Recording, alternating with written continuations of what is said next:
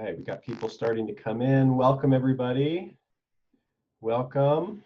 We're going to give it a few minutes. We're still a little early. I want to leave plenty of time for people to come in. If you'd like to, you can always drop your name and where you're coming from in the chat box. Always fun to see where people are coming to us from today. Thanks for taking the time to join us. We'll get started in a few minutes.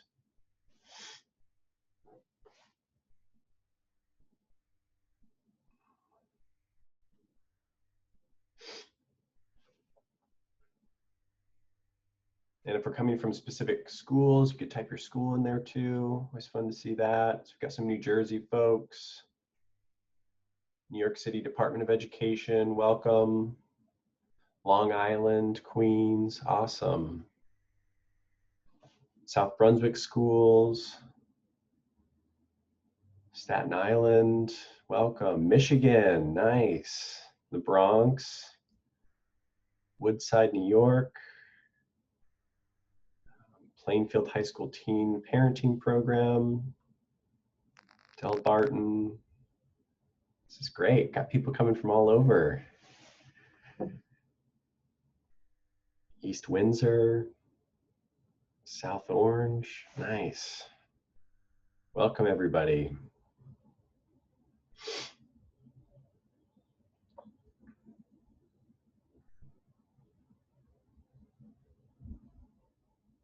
If you're just joining us, we're going to get started in a few minutes. We're still a little early.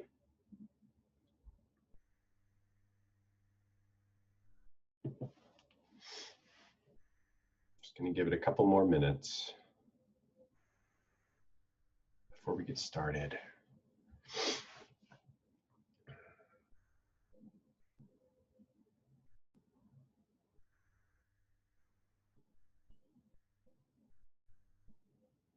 Looks like we got folks from elementary schools and middle schools and high schools. This is great. Welcome, everyone.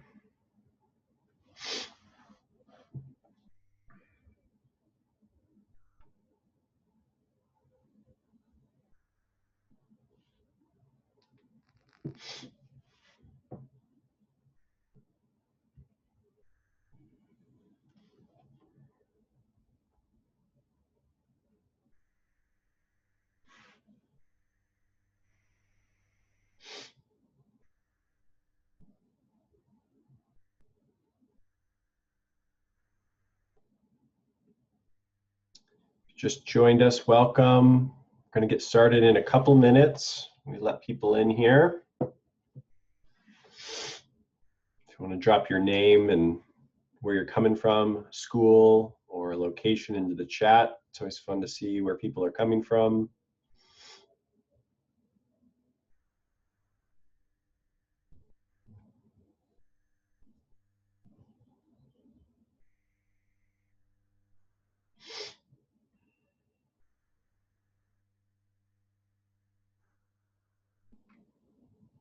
Somebody from the YMCA, welcome, awesome.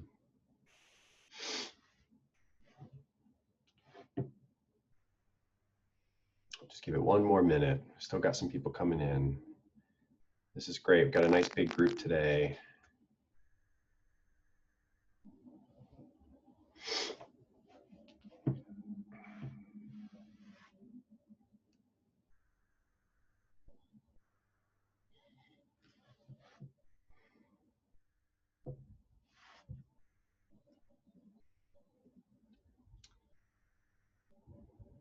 All right, folks, we're going to go ahead and get started. Welcome to everybody that's here. Looks like we still have some people coming in, but we're going to get going just for the sake of time. Welcome to this webinar on building resilience, grief, and going back to school. Today, we're going to explore some current events in ways in which schools have been adapting and planning for the return to school in the fall, whatever that looks like. And I know that that is a very fluid conversation. My name is Jesse Bassett, and I'm the Director of Education at Good Grief. And I am once again blown away by the number of people who are joining us today. Right now we have close to 150. This is amazing. So thank you everybody so much for taking the time out of what I know are very busy days, juggling school, home life, and everything else to talk about what I think is an incredibly important topic. I'm joined today by three panelists who I'm going to introduce to you very soon.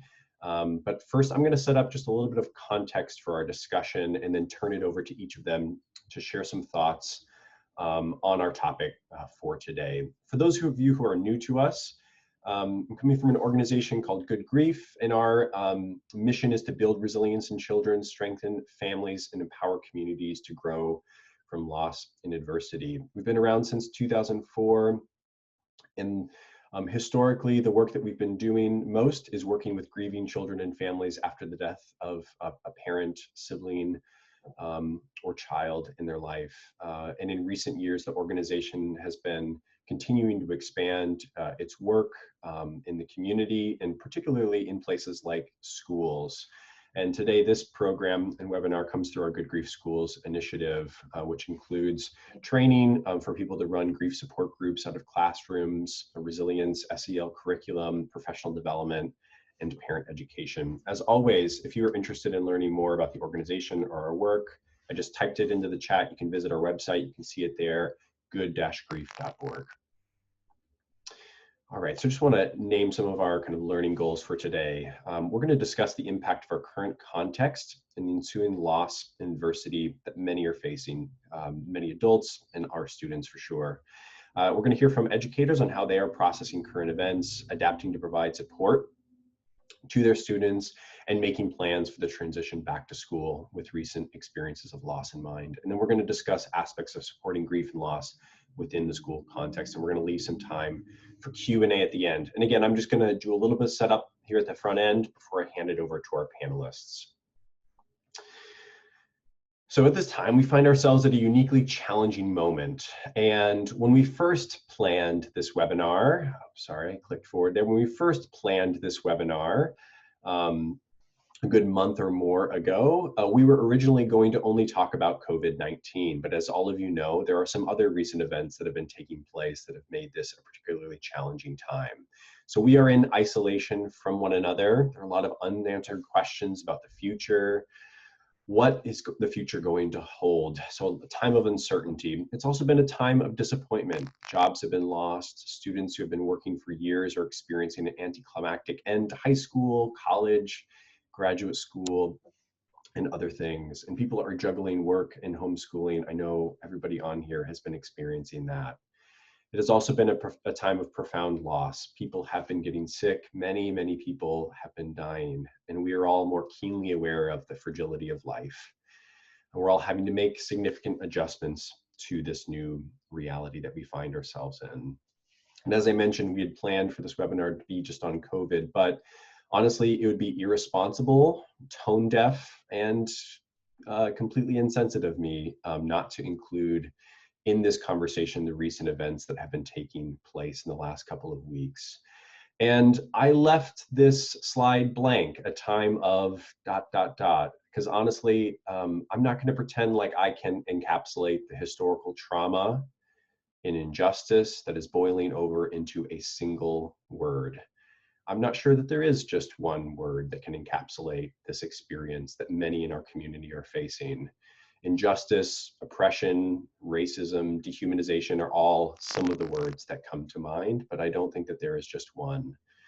The murder of George Floyd was simply a catalyst or tipping point from this oppression, this racism that has existed in this country for 400 plus years in the United States. And there are countless others in addition to George, like Breonna Taylor, Ahmaud Arbery, and many, many others that are the result of these uprisings that have been taking place. So I won't pretend like I know the experience or the pain. I do not. But it's important for me to acknowledge it, to name that this is in the backdrop of our conversation today, for helping our young people to navigate through grief and loss within the school context. And there is profound loss and sorrow being communicated right now. Many of our young people are carrying this with them, and I know that I have a responsibility to listen, to seek understanding, to be willing to talk about it, and to stand up and to support our students, colleagues, and families during this time. And so we're trying to do our part to do that. And just to kind of add to the context of this, it's important that we understand a little bit about trauma and a little bit about adversity and how this affects our students. So to understand these recent events, I just want to talk briefly about trauma. Child traumatic stress occurs when children's exposure to traumatic events overwhelms their ability to cope with what they have been experiencing. When children and youth experience traumatic events, they often adopt strategies to survive these difficult situations. This is known as survival coping. These strategies can be adaptive, but they can also be maladaptive. Trauma is inherently subjective. It's based on interpretation of the events by that individual. Some will find an event traumatizing while others will not. As a starting point, we should listen and try to understand without judgment or expectations for how people should be responding. Historical trauma is a very distinct form of trauma that researchers have noted is connected with marginalized and oppressed groups. So this is the trauma that we have been witnessing in recent weeks. This happens with racial trauma, which refers to the stressful impact or emotional pain of one's experience with racism and discrimination. But it happens with other kinds of historical trauma in other groups as well, including the enslavement and continued structural racism and oppression of African Americans and other Black, Indigenous persons of color in this country, the displacement and murder of American Indians, Jewish Holocaust survivors, the bullying, abuse, stigma, and more that the LGBTQ community has been experiencing for a very long time, the marginalization and oppression of women, and the marginalization and oppression of those with disabilities, among others. So it felt really important to name those different groups and to understand that these experiences are all ones that people are bringing with them into our classrooms.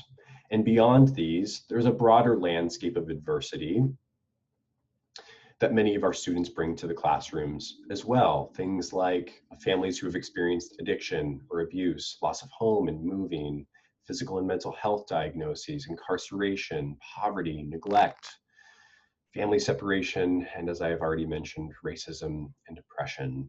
And the statistics through the Adverse Childhood Experiences study from the CDC, among other sources, point to the fact that 75% of our students will face one of these hardships or more by the age of 20. So this is not an isolated problem. Many of our young people are bringing these with them, and 80% of children who are exposed to one of these are exposed to more than one. And 50% of our kids who are exposed to one are exposed to 3 or more. Childhood adversity has a way of piling up in an individual's life. The world can be a very, very unfair place, especially to some of our kids. And how this plays out physiologically through health and well-being and impacts behavior and learning is through the stress response system. And I know many of you know this. I'm just going to move through it quickly. There is positive stress, the kind of stress that we experience when we have a test or a first day at a new school or a presentation or things like that. It's a physiological response to that stress. The part of our brain called the hypothalamus releases chemicals into the body that increases our heart rate, blood pressure for that fight or flight response to kick in. But when these positive stress response events pass, the body eventually goes back to a baseline. We're okay. Chronic or toxic stress, researchers have pointed to the fact that this is a very different form of stress. It's a continuous stress, and it stems from these kinds of experiences, particularly when young people experience multiple of them, when they start to compound in an individual's life. The same fight or flight response kicks in, but what happens is the body fails to reset, and that child is living at a heightened state of stress. The image that I love for the metaphor, it's like revving a car engine for weeks at a time without stopping. And you can imagine the damage that would do to that car. And this has potential for long-term effects on health, well-being, as well as things like behavior and learning. So this is what our students are bringing into the classroom that we need to be aware of. So here are just a few of the things that are very common reactions particularly among students who are living in this heightened state of stress. They have increased fear and nervousness, increased rates of anxiety and depression. They tend to withdraw more and be more isolated, higher impulsivity and aggression, difficulty concentrating and planning. That happens because when this stress response system kicks in, it overtakes the frontal lobes, which are responsible for reasoning and regulation. So these are some of the things that our students will bring into the classroom amidst all of these different experiences that they are facing. Now, today we're here to talk about building resilience, and there is very good news. So I just presented all the bad news. There is very, very good news. And the good news is this: the research points to the fact that we as human beings are incredibly resilient, and we have the capacity to bounce back, to navigate through these experiences, to stay healthy, and to continue living a productive and meaningful life. But, and this is the but that I want to talk about today, it's a collective effort. It is a collective effort. We have this idea in American culture that in order to navigate through difficult experiences in our life, we need to kind of pull up our bootstraps and just work through it and be gritty. But the research shows that that's not actually how people are resilient. It is this collective effort by parents and caregivers and educators like yourselves, members of the community who are caring, who reach out to kids and help to support them through these experiences.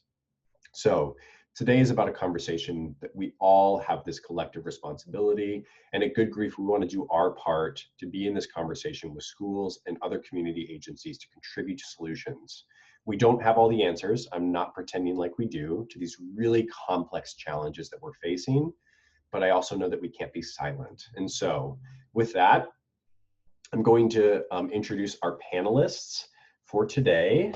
I'm going to read their bios quickly, and then I'm going to turn it over to each of them who have prepared some remarks, and then we'll do a little bit of dialogue, and then I'll open it up for some Q&A. So I'm going to introduce each of them, then I'll hand it over. Jamil Maroun is currently the Assistant Superintendent in the Manville School District. He previously served as the principal at Roosevelt School in the Manville School District, supervisor of science, social studies, and the library media services in the North Plainfield School District, and was a social studies teacher at Sayreville War Memorial High School.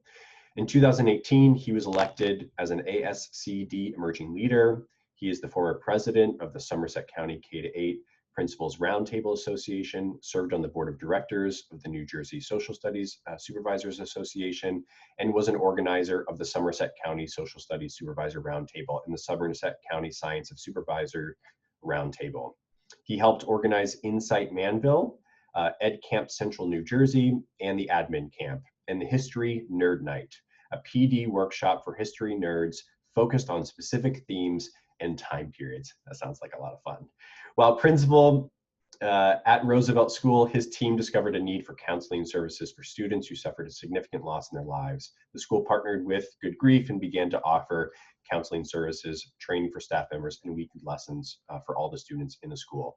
Welcome, Jamil. Thanks for joining us today. Next, we have Christine Abrams, who offers counseling services to adolescents, their parents, and adults. She's been practicing for 15 years as both a counselor and as the director of school counseling at the Hopewell Valley Regional School District. Additionally, she's a Nurtured Heart Approach Advanced Trainer, a certified Havening Techniques practitioner. She has trained over 300 parents in the NHA and has helped adolescents with school phobia, anxiety, depression, and self-esteem issues.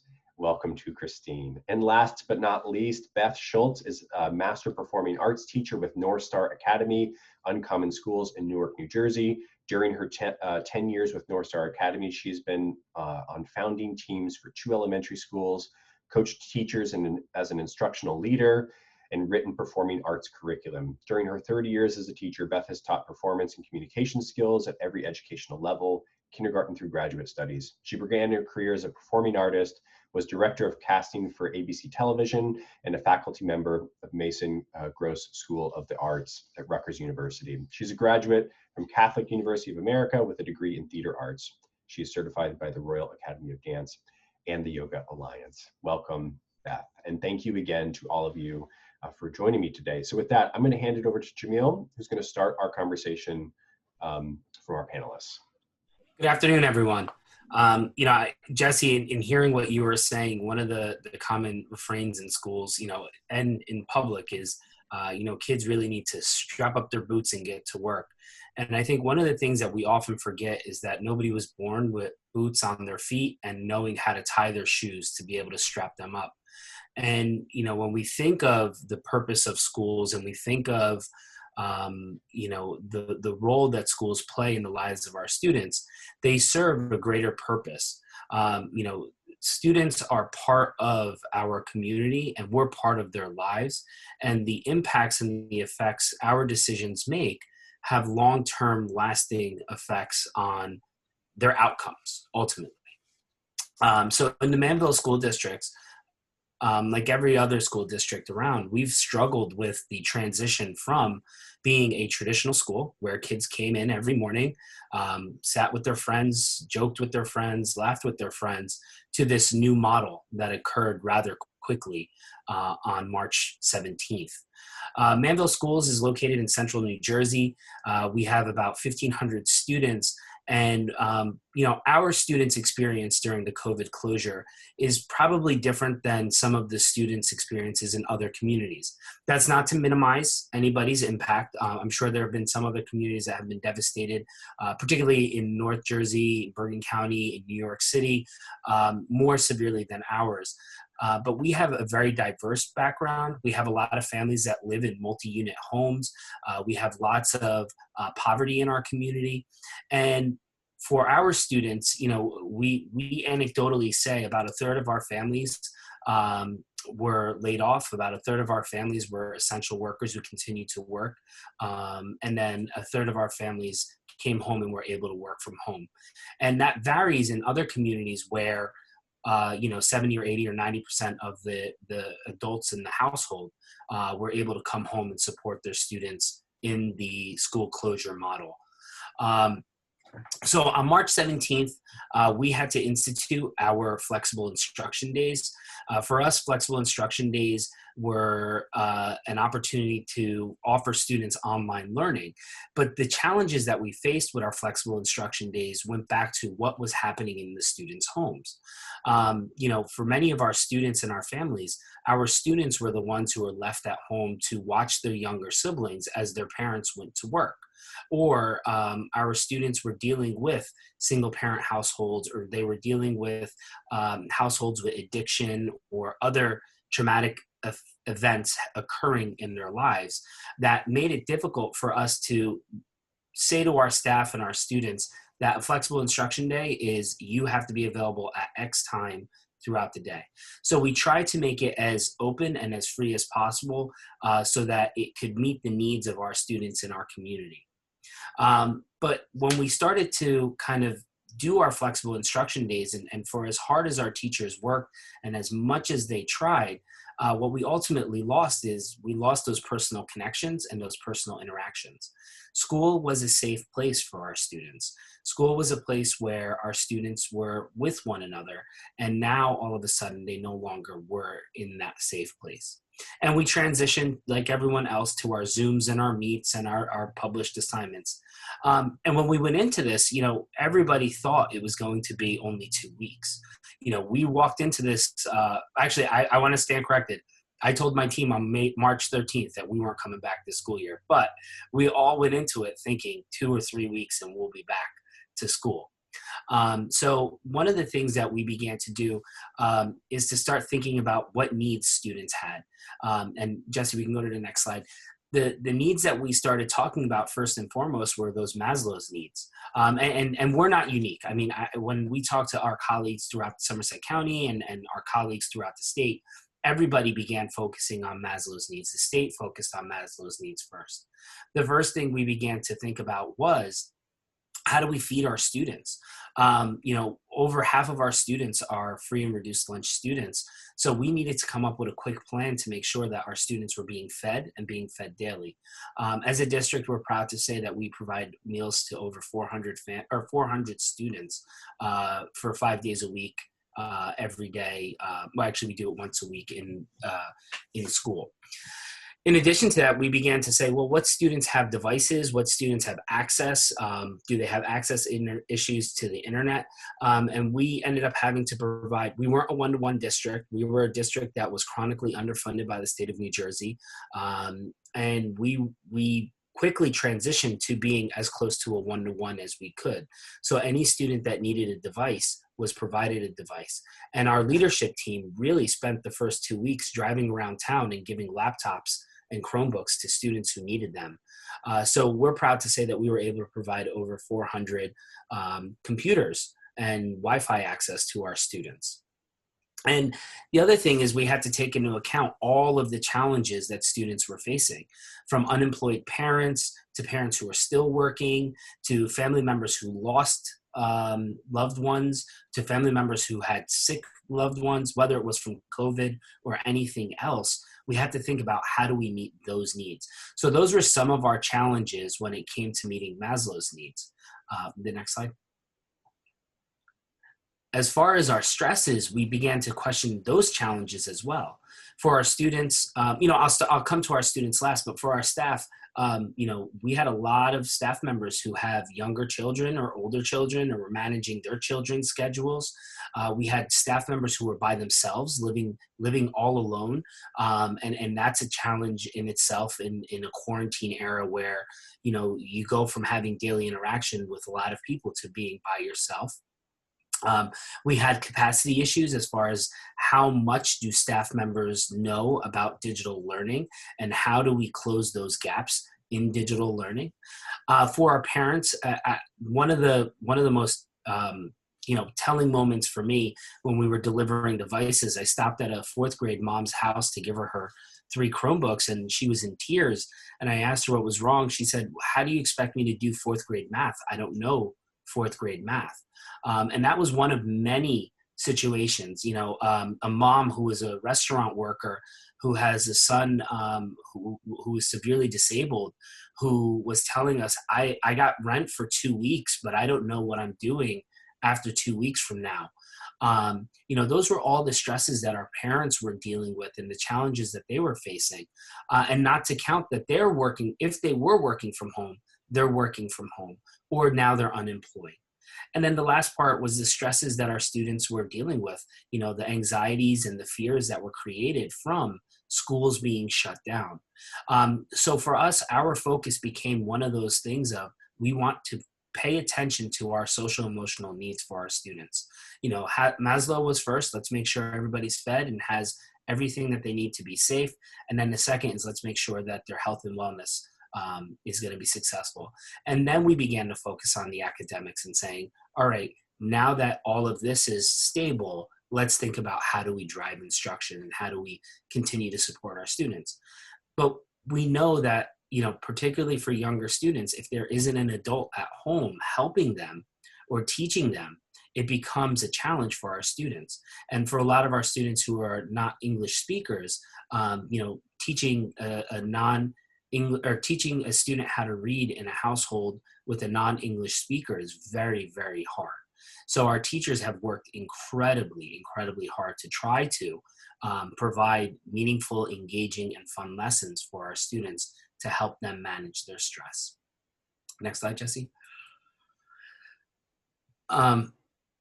One of the things that I do want to mention is I do want to give a quick shout out to some of our team members, particularly Dana Carenti, Kristen Bronze, and Ryan McNally. They have been able to connect us. Really, they're the folks who connected us with Good Grief, who's been an incredible partners through all of this. All of our counselors, all of our CST members have done an incredible job of reaching out to our students, counseling them, providing them the needs that they had. They really have gone above and beyond, working late hours and early mornings to support our students. And it's been challenging for them. Some of the things that they shared is obviously the anxieties have crept up in our students. The students constantly are missing their friends and family. And one of the challenges as counselors that they faced is confidentiality. So now students are at home having conversations with their counselor, and a parent is over their shoulder or a family member is over their shoulder. So I do want to give a shout out to our incredible counselors, Dana, Kristen, and Ryan, for being so great and connecting us with the group. Next slide. So some of the impacts that we've seen on our students is we've had difficulty connecting with some of our students. Some of our students have gone off the radar, and we've done what the best we can to track them down. Especially in high school, they're very good at calculating how much work they need to do to graduate and pass their classes. And some of them have figured that out and have checked out with regards to that. Another big challenge that our counselors and our teachers all shared is that inability to be with your student, that inability to spend that time with them in a intimate way. Having that ability to work with them in a sensory room or in a cool down area and teach them the skills is something that students and staff are struggling with. We continue to see academic struggles. From a historical research standpoint, I think one of the things that the COVID closures are going to show is the inequities that are baked into the system.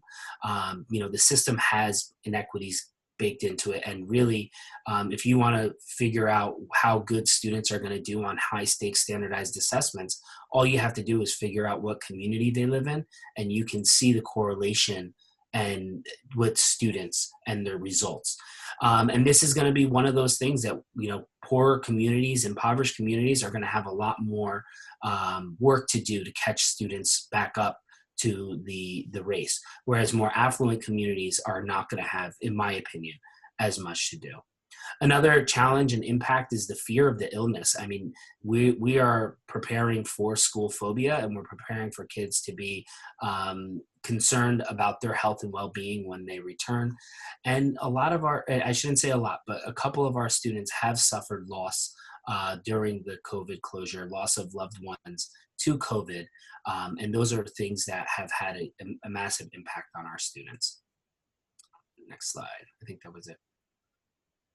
So as we prepare for return, one of the things that we're still waiting on, and I'm sure all your districts have said this to you as well, is if you're in New Jersey at least, we're still waiting on guidance.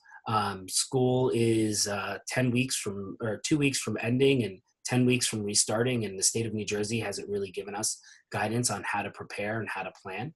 But we know, based on our best estimations, where we have to focus our energy. And that's going to be on health, safety, and wellness. It's going to be on counseling. It's going to be on working with students and transitioning them back. It's not going to be day one assess. It's going to be day one, remind them that they're loved and they're cared for. We're going to continue to counsel our students and support them. And one of the things that we're hoping to do is celebrate a return to school, make it a place where kids feel welcome and want to be back to. We know naturally they're going to want to be back, but we want to celebrate them when they return. And we're going to get back to our new normal, whatever that is going to be. Jamil, thank you so much for sharing with us. And we're going to come back to you and the rest of the group in some questions in a second, but I just want to turn it over now to Christine Abrams to have an opportunity to share. Welcome, Thank you. Christine. Thanks. Jamil, you covered it all pretty much. I'm going to go into the weeds a little bit. At Hopewell, we're not as diverse as Manville. We have about 3,000 students, K-12, and we were pretty much prepared for this because we've been doing remote learning now for snow days.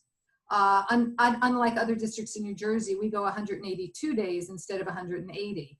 And so those 2 days for snow days, instead of making them up at the end, we did remote learning. So we were prepared. We're a one-to-one district, but we never really thought we were going to be out for this long. And so when COVID hit, immediately, because it's such a tight-knit community, the superintendent was like, well, I don't want to have to lay anybody off, including bus drivers. So we take care of our Title I students who need lunches by having the bus drivers deliver them. We didn't have devices for students in K-5, so our bus drivers delivered those devices to the students. Some of the things that we're seeing, what have been the challenges to this distance learning, mostly is the isolation of the students. Even though they're home with their parents, they're isolated from their friends. Now, the flip side of that is the secondary kids are online playing their games, and they've been connected all along. So they're getting some solace by connecting through online gaming, which we all thought was the devil prior to COVID, and now it's actually a saving grace. So isn't that funny? So we're actually encouraging kids, reach out to your friends. And our superintendent's son is online all the time. And he's like, I'm not taking that away from him. That's his only socialization he's getting. They're starting to get antsy because they're with their parents 24/7. And there's a lot of tension in many of the households. And we don't have eyes on them, right? And so thankfully, the Department of Ed had created this, this square that you use your phone to get information from, and the counselors have put that on their outgoing email. So if kids feel that they're in a dangerous situation, they can try to get help if they're not going to report it. Because as Jamil said, there's a confidentiality issue. The kids sometimes, the parents are right in the room when they're talking to us, and we try to encourage them to go outside, etc. But there's definitely isolation. Also, it's learning a new medium within which to operate for them. So yes, they're used to online gaming, but it's different when you have a Google Meet. How do you make that interesting? And what we're exploring now with a private company is an actual gaming platform for students to learn through an avatar. And we're hoping to roll that out this summer because we want to keep them engaged. We don't know how long this is going to go on. And we have gotten no direction from the Department of Ed, as Jamal said. There's a lack of structure for many of the students. We don't require stand-up delivery through Google Meet. We have teachers check in. We use Flipgrid. We use WeVideo, Screencastify to push out content, and then have office hours so kids can check in. Staff, it was a real learning curve. Even though we're a blended learning district, they had to learn new technology to deliver instruction to the children. And they're having a tough time emotionally connecting with students online because you can't see. Sometimes the connections are blurry. And also, as Jamil said, managing their own families while they're trying to teach. The little ones running across while they're trying to teach a lesson. And even our counselors are finding that difficult because many of my counselors at the high school have children 5 and under. And that's been a real challenge for them. So in terms of, we've been witnessing a lot of grief. We'll start with the seniors. They have lost these milestones, no prom, no graduation. We're doing a virtual graduation, but it doesn't replace the opportunity to move your little tassel over and throw your cap up in the air. They're not going to have that opportunity. And they're not going to see their friends again, right? Because everybody is so isolated. Elementary school students, though, seem to accept what's going on. There's not a lot of feedback about that. And they're eager to get on the computer and do distance learning because parents have kept them away from that, certainly in the lower grades. However, there are a number of students who have lost a relative to COVID, and they're grieving that. There's one young person at our middle school whose mom almost died 2 years ago from a brain tumor, and now she has COVID. And this young man has shut down completely. He will not do a lick of work.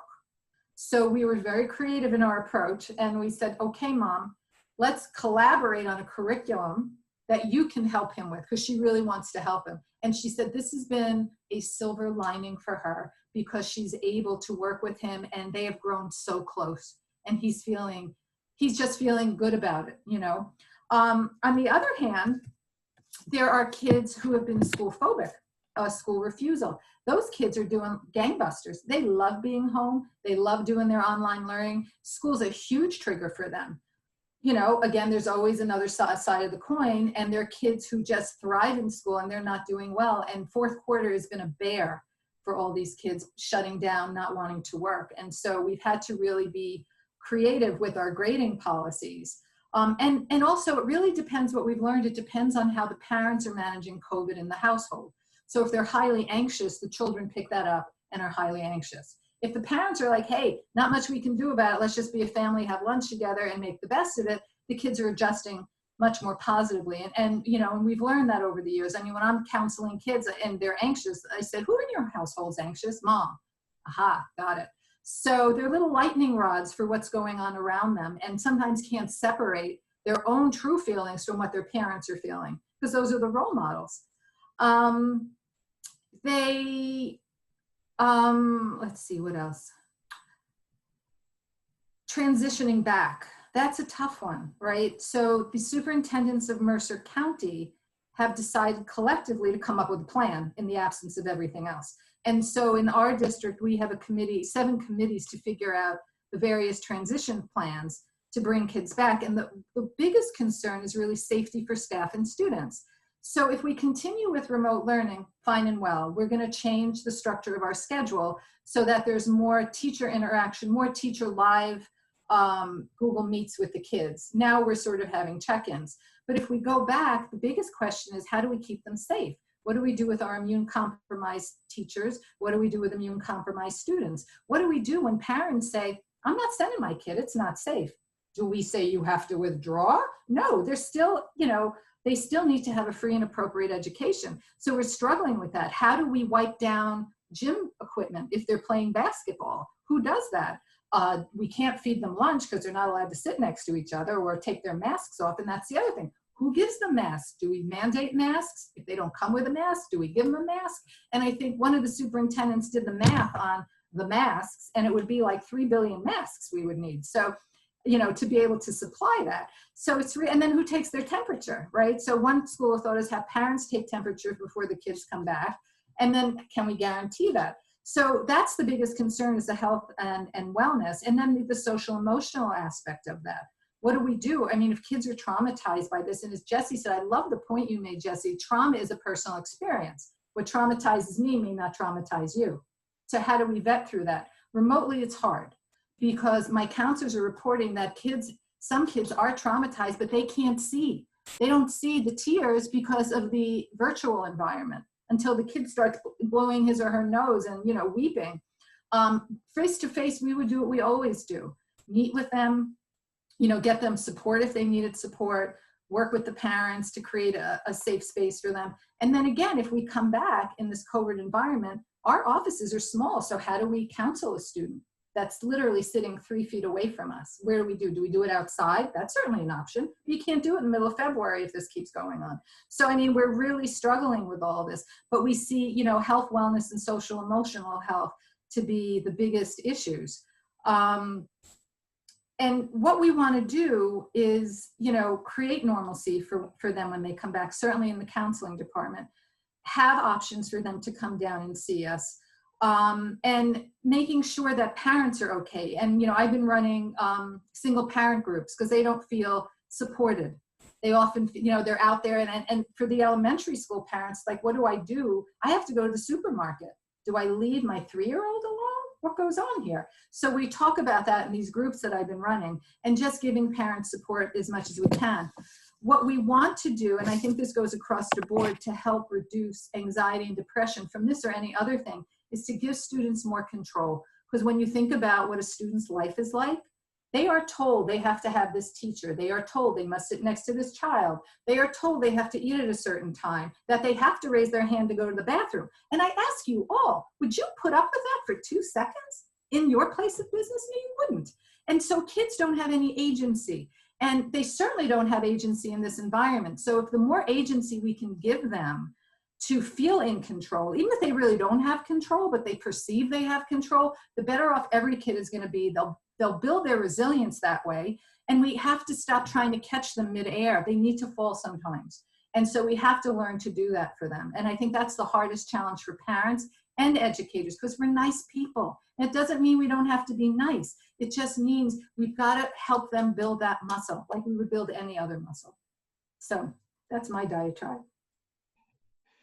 Christine, thank you so much for sharing. Really, really appreciate you taking the time and from your perspective. And I'm going to turn it over now to Beth Schultz. Beth, welcome. Thanks for being here. Thank you. I think Jamil and Christine have both covered many of the ideas that I am also bringing to the table. Our school is located in Newark, and we serve predominantly Black and brown children and their families in an urban environment. And so statistically, we've already discovered how COVID impacts these communities at a higher rate than other communities. And so as we went out in March, we sent our scholars home with paper packets. Again, like Jamil, we couldn't predict, Jamil, that we would be out till the end of the year, but we went home with 3 weeks worth of paper packets.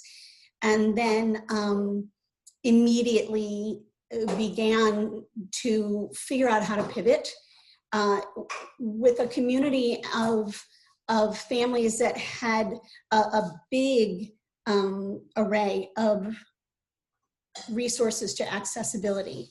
So our first weeks were spent making sure that everyone was secure and fed.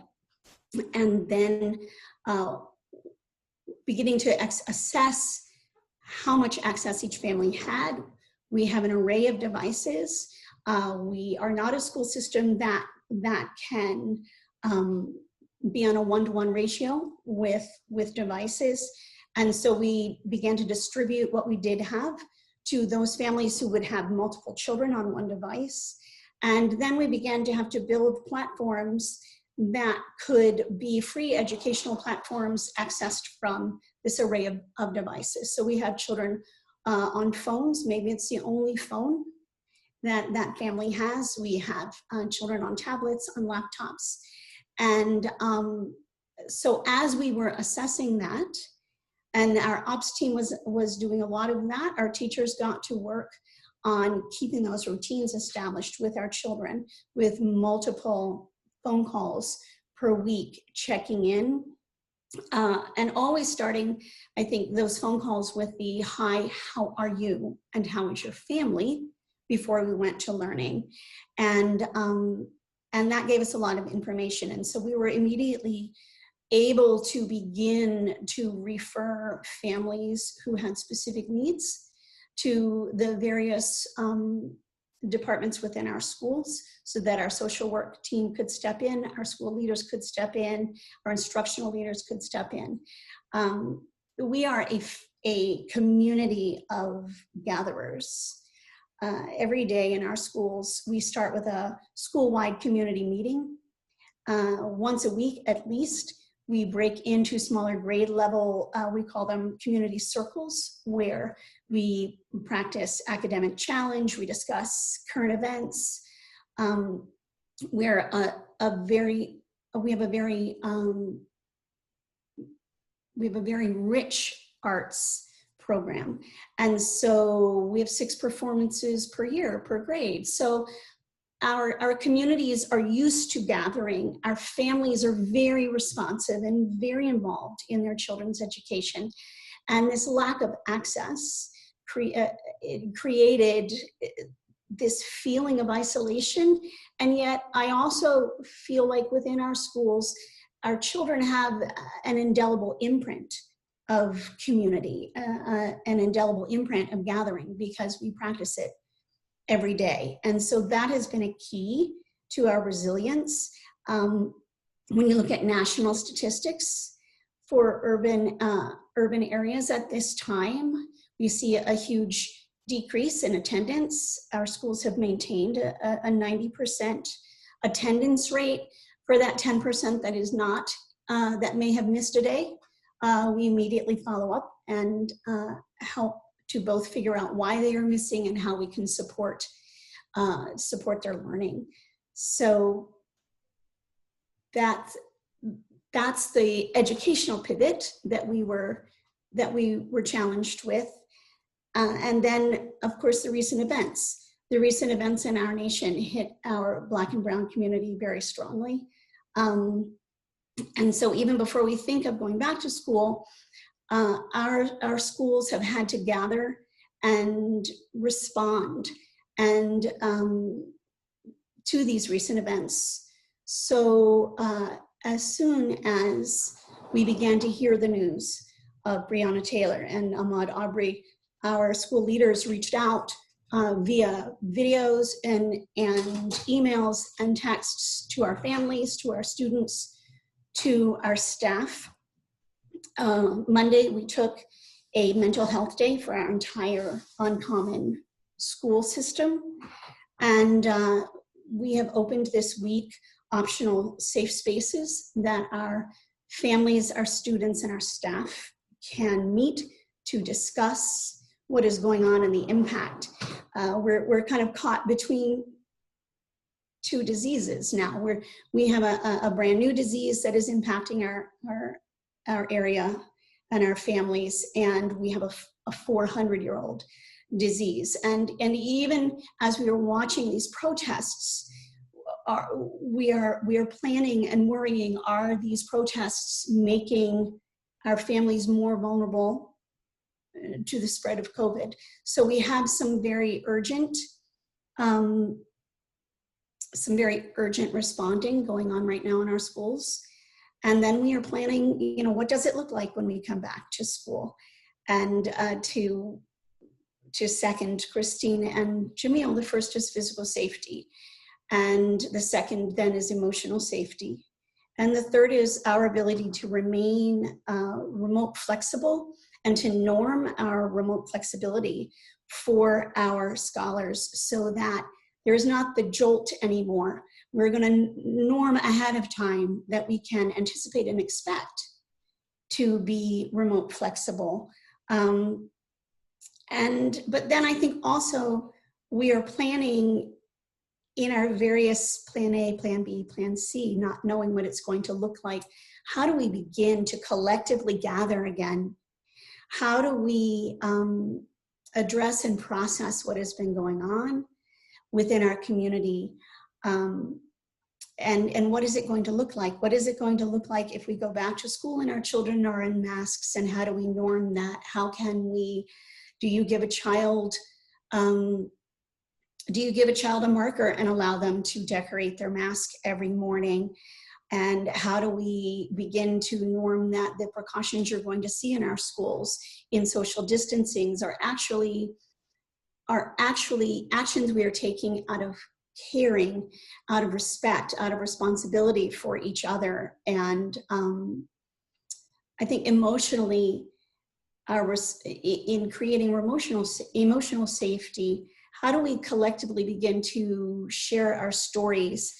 How do we begin to name the strengths that we have learned as a community during this time? Our schools root in the core values of caring, courage, respect, responsibility, and justice. So what core values have actually given us resiliency in this time? So there's that collective processing that we're thinking on. And then obviously, how do we observe, respond to our individual families and students, which Christine spoke to so beautifully in terms of our counseling? And where can our departments work together? So our performing arts team and our fitness team is planning now on working with our social work team. How do we begin to shift some of our curriculum to offer emotional and social training if we are staying on remote learning? So those are also things that we are beginning to think on. And I'm glad that we have platforms like this today where we can share those thoughts together.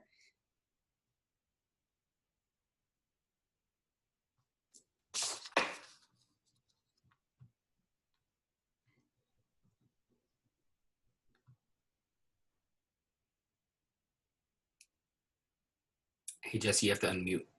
Muted. I'm muted. Thank you to Rui and to Jamil for telling me that I'm muted. I've been talking for the last couple minutes. I was going to say thank you, Beth, for sharing your perspective and experience with us. Really appreciate it. And to Christine and Jamil as well. I'm being attentive to time, so I'm just going to ask us one question that I had, and then I'm going to open it up for Q&A for everybody else. So I just want to bring together some common threads that I've been kind of observing related to these two major events that have been going on this spring, COVID, and then the murder of George Floyd that has, spilled over into the protests that are taking place. So we've been living in a world with childhood trauma and loss and historic racial trauma for a long, long time. These are not new experiences for our students.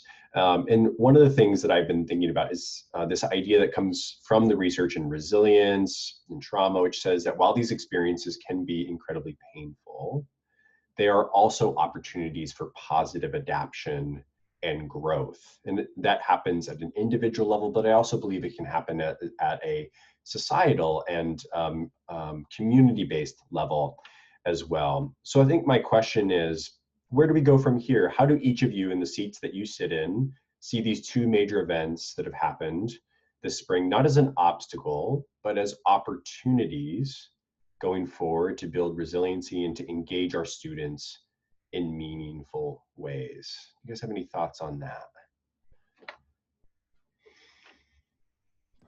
I can start. I do believe in my heart, from every disaster comes something that can be really beautiful. And this is a pretty rough time. So I think it's giving us an opportunity to come together as a community. Hopewell doesn't have such a great history for racism. I mean, it goes back, way, way, way back. But some really great things are coming out. We're going to have our second community dialogue around this issue for community members. We're going to have dialogues with students, and students who have graduated who are African American are coming back to our school to mentor current African American students through the high school process, talking about HBCUs, and just being there, to give back to their community and help the community heal, move forward. So I think there's a lot of good that's coming out of this. I think it's going to build resilience in the long run if we handle it properly and really have these discussions. I think, as Beth pointed out, what made everybody survive? What are our strengths? What are our inherent strengths that help us get through this? So I see this as, having a tremendous positive impact in the long run. But, we're myopic now. We can't see that because we're living it. And so we have to really be open to what can come of it that's positive. Thanks, Christine. One of the things that we often say in our classrooms is the struggle makes you stronger. So when a child is working toward learning, or especially in a public situation when a child is answering a question perhaps, and the question is not answered correctly, and we stay with that child and we help them to come to the correct answer collectively. One of the big sayings is the struggle makes you stronger. It's also, our children have a system of nonverbal signals that they can give to a scholar while they're working through something. So to do this means I'm sending you love. To do this means you're showing courage. And so we have a vocabulary within our school that is going to be the scaffold on which our scholars will now build. And how can we name for them and with them, what skills did they already have? What skills did they build during this time? What discoveries did they make during this time? I think it's that collective sharing, and then giving credit to individual learning, but also what we've learned as a group that's going to then help scholars feel the strength of coming out of this on the other side. Thanks, Beth. So I'm going to use the Rahm Emanuel quote, which we've been throwing around a bit in our offices in our district lately, is never let a good crisis go to waste. And I think what the approach that we're taking is that this is allowing us to ask a lot of real questions that we've been wanting to ask for some time. There's a question in the chat box about grades, and this is one of those examples of equity versus inequity. And I think ultimately that's what our organization is going to be thinking about, is how does COVID, how do the things that are happening culturally, and I know George Floyd is one of the things, but even beyond that, we're in a community with a very large Hispanic population, and there have been some challenges in the Hispanic community in the United States, as we all know, over the last decade or so. So grading is one of those great questions.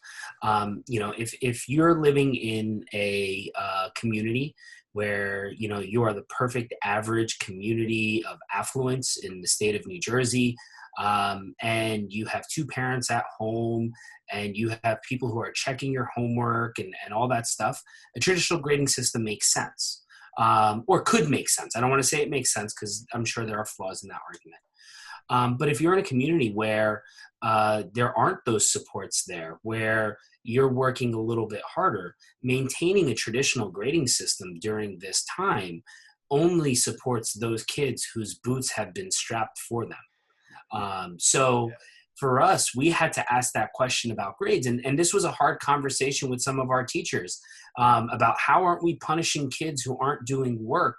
We went with a model that said any student who scores an 85 or 100 or 85 to 100 is going to get 100 on their report card. Any student between a 70 and an 84 is going to get an 84 on their report card. Any kid between a 65 and a 69 will get a 69 on their report card. And any kid who scores below a 64 and quote unquote fails is going to get a 64, which is a failing grade. I want to point that out. But for some, that wasn't enough of a failing grade. They wanted the kids to be punished in the current crisis.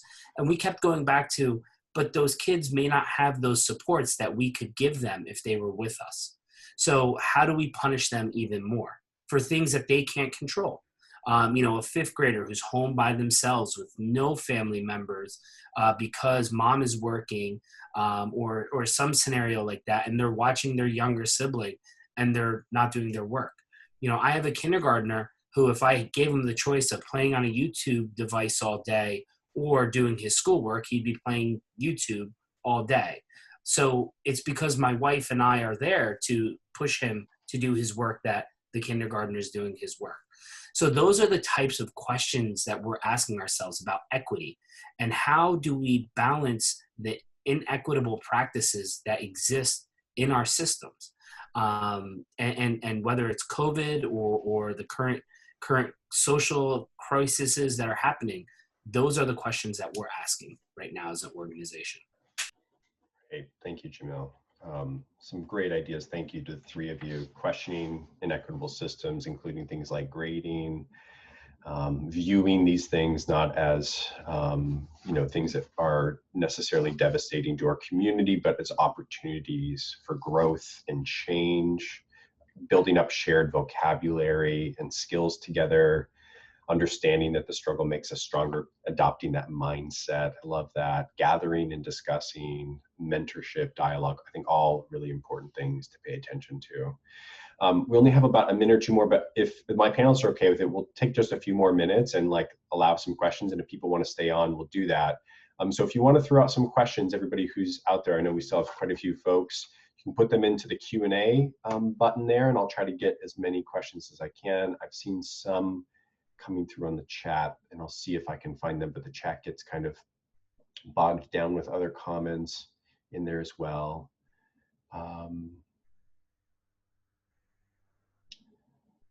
Let's see.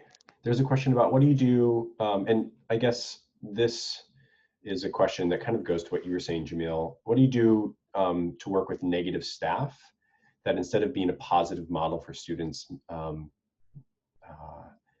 makes them not want to be in the class, and makes students not want to be in the class, and makes even someone to leave and not come back to the class again, especially during this time? Any ideas on that? I'm sure we've all seen a little bit of that. Any suggestions? I mean, this is just a general practice. Try to avoid them as best as you can. Yeah. I think oftentimes negativity breeds negativity, and I can't imagine people sending negative text messages right now. But that is probably happening. So if there are negative staff members who aren't being positive role models for students, obviously I would say as a staff member, avoid them and share it with your leadership team in your building and in your school and in your departments, so that they can address it and try to change that culture and climate. I would also add that look into the nurtured heart approach, because even though it's positioned as helping children, it's really for the adults, and it makes the adults look at their triggers. Why are they being negative? What about, and they have to dig deep for this. We try to change their mindset, because I think mindsets can change. And, teachers are under pressure right now. That's not an excuse. But I do think if they start to explore what unconscious biases they're bringing to the classroom about these students, that's really important. And that's a hard conversation to have. And Harvard has, I think, a series of quizzes you can take to see where your unconscious biases are. And as a staff, we had to do that. And it's painful, right? Because here you think you're liberal and, you know, woke, and really you get these test results, you're not that at all in many cases. And so it helps people grow. So I would suggest that too. But your administration has to have those courageous conversations with teachers and really bring them PD that's valuable and pushes them. It's not just up here. They have to be moved emotionally as well.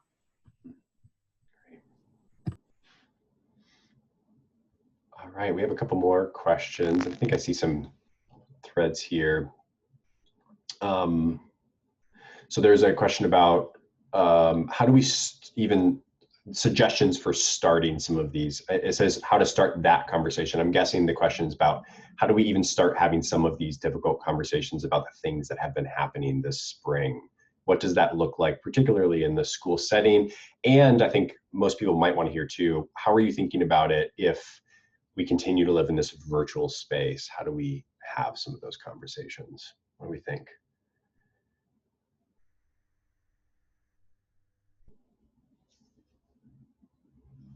Okay, I think I think a lot. It's a tough question, I know. It is a hard question. It's hard in a virtual environment, but what we're going to be doing with our students is gathering them together. There's a tolerance.org that I think has a guide to help you through this. And basically, you just have to be okay with hearing what the students have to say. So we're going to have a number of student groups come together, facilitated by a staff member, even in the virtual environment, to ask them, what's your response to all this? How are you feeling? You know, is there action you want to take? And just sort of ask them and listen. Students want to be heard, right? They're told what to do all the time. They need to be heard and validated for their feelings. And some people are better at it than others, and you really don't have to be a school counselor to do it. You could tap into your social studies teachers, because they should have been having these conversations all along through many, you know, through the whole curriculum. But check tolerance.org out. There are a number of things. I think PBS put out guides for educators on how to have these conversations, as well as materials for students to react to. So I would suggest looking at some of those. Our Uncommon Schools has an incredible diversity team that really designs and facilitates these challenging conversations. We're very transparent with our programming, and uncommonschools.org is a great place to start. I also think we have to be very careful about the age appropriateness in these discussions that we bring up, especially during quarantine. We created safe space rooms for our high schoolers to gather and our middle schoolers to gather. But we chose in this week not to bring this into our elementary schools, because the difference between a kindergarten's thinking and a fourth grader's thinking is huge. And instead, what we did in our elementary schools was we increased our arts and our fitness programming this week, getting them up, getting them moving, getting them joyful, and also having that extra programming that could give our adult members some time to think. So start with uncommonschools.org if that can be of help. Thanks, Beth. I also think the question, and not to extend it too much, but is what is the question that we're talking about? If we're talking about social injustices, I think that takes one approach. If we're talking about fears and anxieties that students have because of the COVID closure, that's another approach that we would want to take. So, sure. You know, it really boils down to the challenging questions, but having them, you know, ultimately having those conversations where appropriate. Yeah. And I think that I also, really resonates. Yeah, Beth, go ahead. Go ahead. I also would love to speak to our school nurses, that this is an incredible role that nurses can play at this time, to inform our families, to reassure our families, to explain why the way we use our physical spaces may look different, and to offer comfort and reassurance through information. Yeah, excellent. Yeah, and this really resonates with, you know, the work that we are trying to do at Good Grief through talking about difficult adversities and losses that we face. For us, it is all about opening up the dialogue, which I know it can be a very hard thing to do.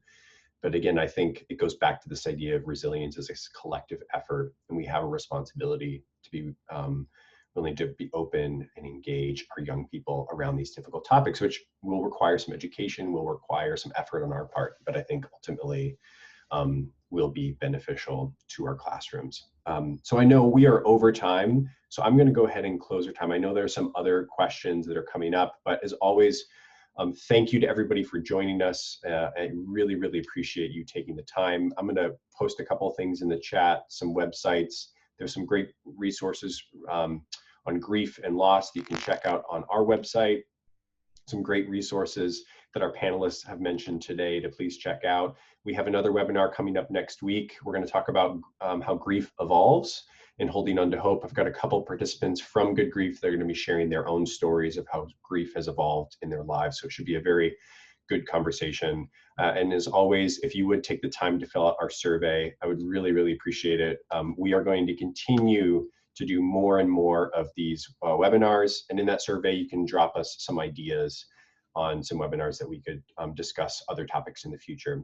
So thank you again to Beth and Christine and Jamil so much. Really, really appreciate you taking the time to come and share your experience today. And to everyone who joined us, thank you and have a good rest of your day. And I hope everybody stays safe and healthy. Thank you, everyone. Thank you.